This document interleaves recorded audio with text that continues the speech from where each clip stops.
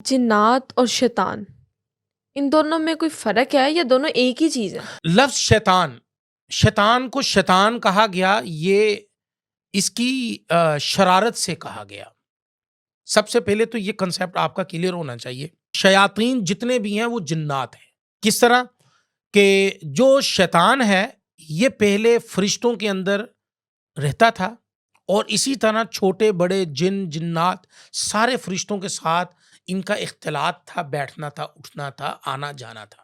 اور جو شیطان تھا یہ اللہ کی اتنی بڑی عبادت کرتا تھا، اتنی زیادہ عبادت کرتا تھا کہ اللہ نے اس کو فرشتوں کا بھی سردار بنا رکھا تھا۔ جب اللہ رب العزت نے ہم سے پہلے اس قوم کو، اس امت کو، اس انسان کو پیدا کرنے سے پہلے اللہ رب العزت نے اس دنیا کے اندر جو مخلوقات بھیجی ہیں ان میں سے ایک مخلوق شیطان یعنی کہ جنات کی مخلوق ہے، جس کو سورہ بقرہ کے اندر تلاوت فرمایا گیا۔ اللہ رب العزت نے جب حضرت انسان کو پیدا کیا، اور حضرت انسان میں سب سے پہلے انسان سیدنا آدم علیہ نبینا و علیہم الصلاۃ و تسلیمات کو پیدا کیا، تو جب حضرت آدم علیہ الصلاۃ والسلام کو پیدا کیا تو اللہ نے شیطان کو کہا، یعنی کہ اللہ نے جن کو کہا، فرشتوں کو، جن کو کہا کہ تو ان کا سردار ہے، تم بھی اور فرشتے بھی۔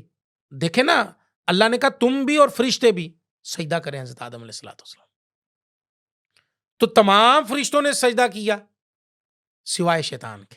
اللہ قرآن میں کہہ رہے ہیں تمام فرشتوں نے سجدہ کیا سوائے شیطان کے، شیطان ابلیس کے۔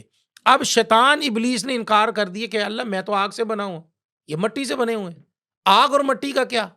آگ تو طاقت والی ہے، آگ کی طاقت تو زیادہ ہے، مٹی کی تو طاقت نہیں ہے، تو یہ مٹی سے بنا ہوا انسان، میں اس کو تکبر کیا۔ اللہ نے کہا کہ نہیں، تمہیں سجدہ کرنا پڑے گا، نہیں کرو گے تو جاؤ میرے دربار سے نکل جاؤ۔